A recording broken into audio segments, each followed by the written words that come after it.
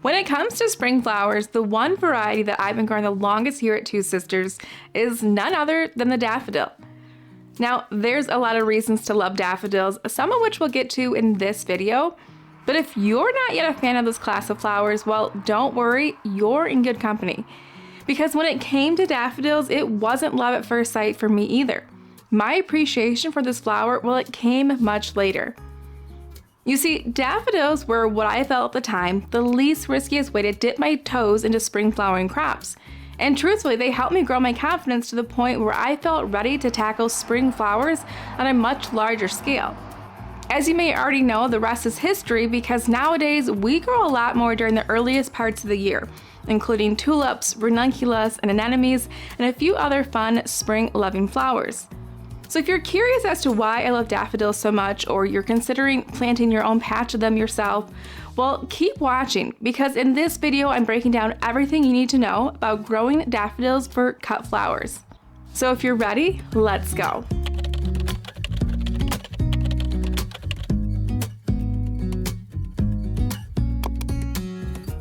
As you may already know, when I originally started growing flowers, I focused on growing warm season flowers. My first cutting garden was made up entirely of easy-to-grow annuals like zinnias, cosmos, and sunflowers. And for a while, that was enough. But when I made the switch from growing for hobby to growing for business, I couldn't help but feel like I was missing out during the spring season. I used to watch these more experienced flower farmers on Instagram have these amazingly abundant spring seasons. I mean, I was so drawn to watching them with their armloads of tulips and their buckets of ranunculus and their big and beautiful harvests of peony blooms. And more so than the flowers themselves, as a flower grower wanting to make it as a flower farmer, what I appreciated most about these early spring blooms was how neatly they coincided with the more popular flower holidays like Valentine's Day, Easter, and Mother's Day. It's easy to see that spring naturally brings with it a lot of opportunity for flower growers. I knew I wanted in on it, but the big question I faced was, how was I going to make that possible? Daffodils, they were my in. Now I understand that daffodils might not be your first pick when you're considering what spring flowers to grow. But given the resources that I had available at the time, daffodils just made the most sense for me. In case you're wondering if daffodils are for you, let me break down my decision a bit further.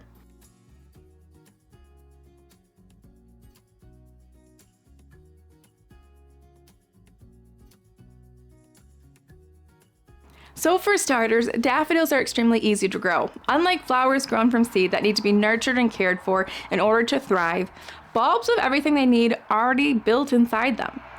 By nature, they are pretty self-sufficient, which means that all you have to do is get them in the ground. Come spring, these bulbs, they bloom all on their own. It's the easiest, low-maintenance kind of growing that there is. And if they already weren't easy enough to grow, daffodils are pretty immune to pest and disease. Deer, rabbits, and many other pesky critters that like to munch on garden plants will actually leave daffodils alone, so you don't have to worry about whether or not you're going to get to enjoy your fall planted bulbs come spring. For me, knowing that my bulbs would be safe from hungry critters, well, it gave me some extra reassurance, a little added security, and I really appreciate that confidence boost that I felt as a result. Spring can be a scary season for a lot of growers when you're just getting started, but daffodils can make it feel a little less risky. Now, speaking of risk, it's always a bit nerve-wracking expanding into a new season. I remember questioning whether or not my existing customers would be interested in new spring offerings. And if they weren't, would I be able to find a receptive audience that would be by the time my spring flowers were blooming? The fact that daffodils perennialize so well helped remove a little bit of pressure during those early years when I didn't have an established customer base for spring sales. Because even if I wasn't able to harvest or sell every bloom that flowered, it wasn't as though my investment was wasted. Sure, it can be a little disheartening if you don't recoup your investment right away, but knowing that the life of my daffodil bulbs extended over multiple years and wasn't just limited to one season, well, it meant that I had more opportunity to reap the reward from my work.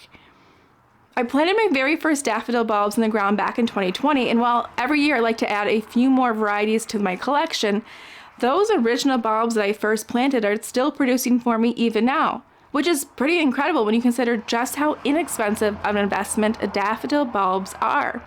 And daffodil bulbs aren't just low investment, but they're also a short turnaround on that investment. When it comes to spring perennials, most people immediately think of peonies, which are a great crop to have in your flower farm for a lot of reasons. But they're a much more long-term investment because they need about 3 years to establish. Daffodil bulbs don't have that same wait time. You plant them in the fall, and a few months later, the following spring, you have flowers that you can harvest. And so if you're looking to capture spring sales right away, daffodils can be an effective way to do so. What's more, a consideration that I hadn't realized until after planting daffodils myself, but this flower crop does have some versatility to it. Here's the thing, early in my flower farming journey, I looked at flowers through the lens of, will this flower be useful in a flower bouquet? I couldn't see a use for flowers beyond just selling them as either straight bunches or wrapped bouquets. And don't get me wrong, having a narrowly focused mindset is useful, especially when you're starting out. But as I've gained experience and I've opened myself to other possibilities, I saw how some of the smaller flowering daffodils could work well with personal flower type projects too. You know, things like flower crowns or boutonnieres, or even in some fun spring inspired wreaths. This realization ultimately helped me to see that having even a small number of perennial bulbs growing in my garden, like hyacinth and muscari, flowers that I initially wrote off as they don't typically have that long desirable stem length, well, those could in fact be useful to me. Now, so far in this video, I've shared with you all the reasons why I, as a flower farmer, love daffodils. But I think it's equally important to realize that a lot of that would be irrelevant if my customers weren't equally as excited about these early spring blooms. In my opinion, much of this excitement comes from the fact that daffodils are an incredibly diverse class of flowers. When you start to look into all the different daffodil varieties that you can grow, you'll notice how incredible this range really is. Daffodils nowadays are different from that traditional bright yellow flower that we're all so familiar with. Believe it or not, you can grow daffodils in shades of cream, orange, and even pink. And in addition, there's so many unique styles and forms to choose from. You have ruffled varieties, more traditional trumpet styles, and plenty of doubled varieties as well that have layers upon layers of petals. Add to the fact that many daffodil varieties have a subtle, sweet scent, it's not hard to understand why customers would actually be excited to have daffodil blooms available to them in the early spring. Now, I'll actually share some of my favorite varieties that we grow here at Two Sisters shortly, but let me first share a few key considerations for you to think about before you get your first bulbs in the ground. Like I said earlier, daffodil bulbs are planted in the fall. They'll actually develop roots soon after planting and then go dormant for the winter. Depending on your region's climate, they'll begin blooming for you in early spring, which for some areas may be as early as late February, or if you're like us here in West Michigan, it can be closer to late April, early May. And it can vary from year to year. This year in 2024, I picked our first daffodil blooms the very first week of April. But back in 2022, I remember having such a cool start to the year that our daffodils bloomed much later. We actually sold daffodil bunches for Mother's Day, which you all know is in early May. I do want to emphasize that this cooling period is a necessary part of the daffodil's life cycle. Daffodil bulbs typically need to be exposed to cool temperatures for at least 12 weeks for them to form flowers and initiate bud. So if you're in a warmer region, zone 8 or above, you may find daffodils challenging for your climate. Another key consideration that I want to hit on is that for best success with daffodils, or with bulbs in general, it's to your advantage to start with a bigger and better bulb. Remember, a bulb holds inside itself all the resources a flower needs to bloom. And so naturally it makes sense that a bigger bulb will have more stored energy that can then be used to produce a bigger plant with a more impressive display of flowers. When it comes to daffodils, bulbs that are sized as 14 to 16 centimeters are usually considered larger and more premium. And that's the minimum size that I look for when I'm ordering bulbs myself. Now, you can quite honestly find these larger size bulbs most anywhere. If you're buying for business, most every wholesaler has some kind of daffodil program that they offer. Personally, I think the popularity of daffodils is helping to make these sort of bulbs easier to find. And I will add that for you home gardeners, or for those of you who want to grow daffodils on a much smaller scale, every fall we do sell these more premium bulbs as part of our fall bulb sale. If you'd like to support our small farm, check back with us here in September, as that's usually when our bulbs go on sale. Now, in terms of where to plant your bulbs, the good news is that daffodils are not fussy at all. They'll grow almost anywhere, both in full sun or part shade, so long as you plant them in well-draining soil. While there's not a lot that will take out your daffodils, the biggest threat to this crop is usually waterlogged soil that causes your bulbs to rot. I plant our daffodil bulbs, because I have so many, in long straight rows in my garden. We currently have about 4 rows that are 30 to 40 feet long at the end of my summer cutting garden. But daffodils can be tucked in wherever you have room. Maybe you include them in your existing landscape, or you make room for them in a raised bed. They're not picky. To plant ours in long straight rows, I dig a small trench 6 to 8 inches deep. I then place each bulb pointy side up about 6 inches apart from one another. Now this ensures that each bulb has enough space to grow and multiply without becoming overcrowded. Once my bulbs are securely in place, I go back and gently fill the trench with soil, covering those bulbs I just planted. If there's no rain in the forecast, I usually finish this project by giving my newly planted bulbs a good soak to help settle them in. But the rest of the details I leave up to Mother Nature. Now, if you're not as obsessed with daffodils as I am, and you're perhaps planting a more normal amount, you can skip the trench altogether. But in general, the process is the same. A lot of local hardware stores actually carry inexpensive bulb planters that will help you dig a small hole so that you can drop a single bulb down into it and then cover it with soil. To make the biggest impact, I encourage you to plant your bulbs in small groups or clusters, as this will give you a fuller, more dazzling display of blooms. During the winter, you won't see much, if any, activity from your daffodils above the ground. But as the weather starts to warm, you'll begin to notice the tips of the daffodil leaves emerging from the soil. The biggest fear that I think most people have is that they see these leaves start to appear during times when their area is still experiencing, temperatures below freezing. Don't worry, daffodils are extremely hardy, and the exposure to cold doesn't harm the foliage at all. Now, so you're aware, your daffodil foliage will usually grow first, and once that reaches about 4 to 6 inches in height, then you'll start to see flower buds appear. They grow from the base of the plant. Don't freak out if all you see at first are leaves. The buds will soon follow. You'll know your daffodils are ready for harvest once they get to what's called gooseneck stage, which is when the buds are completely colored but still slightly nodding. Picking your flowers when they're at this stage will ensure the longest face life, which for daffodils is usually about 5 to 7 days. I have noticed over the years, especially with my white petal daffodils and many of the more doubled varieties, harvesting them too early sometimes causes these blooms to not fully develop. I sometimes see that the resulting blooms are a bit underwhelming in terms of their color. They often retain some of that green that is present in early immature blooms. And for this reason, I sometimes will harvest these types of daffodils just a tad later than gooseneck stage. Now, to harvest flowers, I reach all the way down to the very base of the stem to snap it off with my fingers. I found this method to be faster, and I can usually get a slightly longer stem using my fingers than if I were to use snips to harvest. If you watch closely, you'll notice too that I'm not harvesting the leaves, I'm just picking the central stem. That's because in order to recharge for next year's blooms, the bulb needs to be nourished through photosynthesis. Leaving the leaves uncut allows this process to happen. I like to leave the leaves on my own plants untouched for a good 6 weeks after daffodil season is over to ensure that I get big, beautiful blooms next year as well. Once spring fades into summer here at our farm, the leaves that are left behind will start to turn yellow and fall over. Once this happens, it's safe to prune the leaves to the ground and tidy up your beds. So as we discuss harvesting, I do want to mention that your freshly cut daffodil stems will release a clear, sappy liquid upon harvest. While I've never personally experienced skin irritation from coming in contact with this slimy sap, if you have sensitive skin, you may find it helpful to wear gloves while you're handling daffodils. Be aware that this sap is one of the reasons daffodils have the reputation of not playing well with others. Because if daffodils are used in combination with other flowers in arrangement, while the sap from the daffodils can diminish the vase life of the other flowers. Now you can avoid this, and the best way to do this is to condition your daffodils separately before arranging.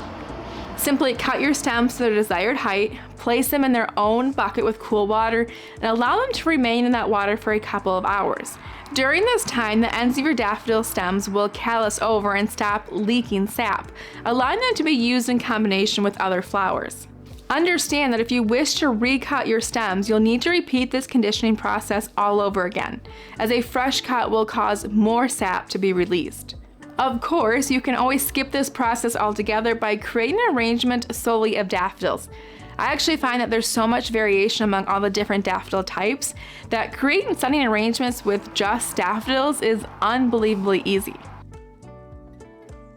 Now, if you're picking your daffodils to sell at a later date, know that daffodils do store relatively well. If I need my daffodils to keep, I'll actually harvest them at that correct gooseneck stage. I'll bunch them together, usually a dozen or two at a time, and then I wrap them in craft paper. And the reason I do this is because daffodils hydrate a lot through their petals. I mean, if you ever paid close attention to your daffodil blooms and you have seen them with that wrinkly look to them, it's usually because they've been exposed to an environment with low humidity. So I wrap my stems to help them maintain hydration in their blooms and then store them laid flat in a cooler or refrigerator. Ideally, you want to store your daffodils somewhere between 33 and 38 degrees Fahrenheit and in an environment with a relative humidity of 90%. This should give you an extra 7 to 10 days for your daffodils, though I have heard of sunflower farmers storing them much longer. So let's talk favorites. I'll be honest, there's very few, if any, varieties that I've grown that I wouldn't grow again, which I think just proves that you can't go wrong with any of them. But let me highlight some of those varieties that I enjoy seeing year after year. First up is Sir Winston Churchill. This variety features dainty white blooms with a saffron center that sit atop thick, sturdy stems. I absolutely love this variety as it's a more delicate take on the traditional daffodil.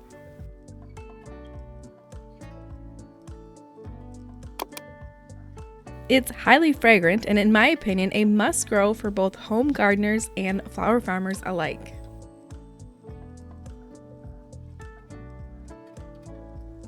Next up, Delna Shaw is a favorite of mine for both its unique coloring. It has a great mix of soft white petals combined with subtle peachy hues, and it has such an interesting form to boot.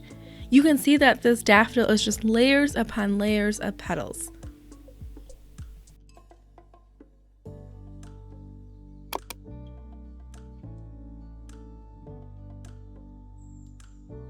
While this variety is not nearly as fragrant, I do find that it holds up well even in less favorable weather. It's a reliable performer that I, as a flower farmer, just couldn't imagine living without.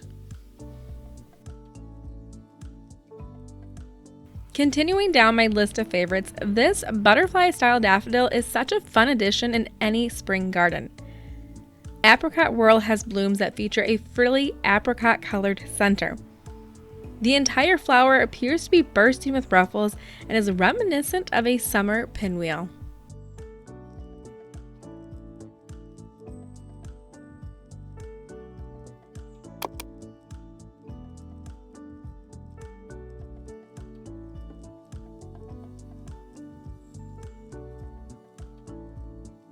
Then there's White Lion, a beautiful color combination.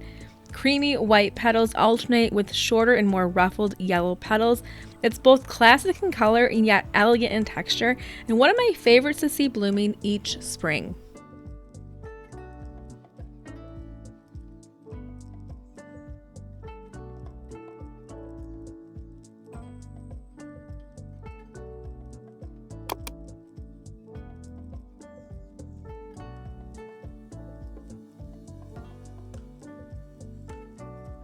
Next up is Replete. This variety is chocked full of petals. Lavish salmon-colored ruffles fill the center of this bloom. It's sweetly scented, and what I love most about this variety is that as it ages, its larger ivory petals reflex backward, allowing the center to protrude like a true trumpet-style daffodil. It's truly a treat to enjoy this bloom during all stages of its life cycle.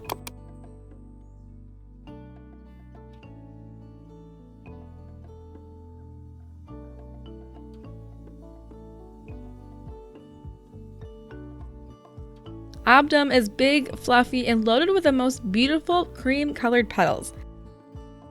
This variety blooms with the faintest hint of yellow within its center, yet as it ages, that soft yellow slowly fades away to a pure cloud of white.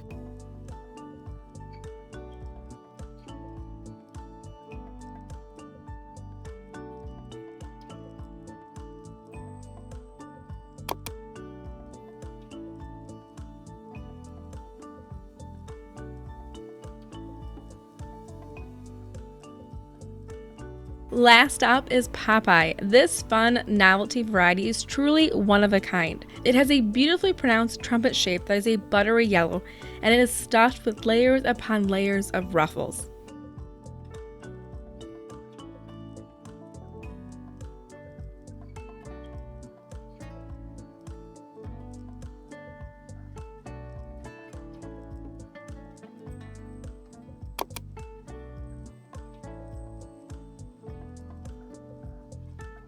Now this is just a short list, there's many more worth mentioning, but for the sake of keeping this video relatively short, I'll refrain from rambling too much. If you'd like to check out even more of my favorites, I've compiled them in an easy to reference blog post, which I'll link for you down below. And there you have it, a full rundown of one of my favorite early spring blooms that I've come to rely on more and more. If you're not already growing daffodils yourself, I hope this video inspires you to give them a try. And if you are growing daffodils, well, I'd love it if you'd share some of your favorite varieties down in the comments below. I'm always looking for fun new favorites to add to my collection.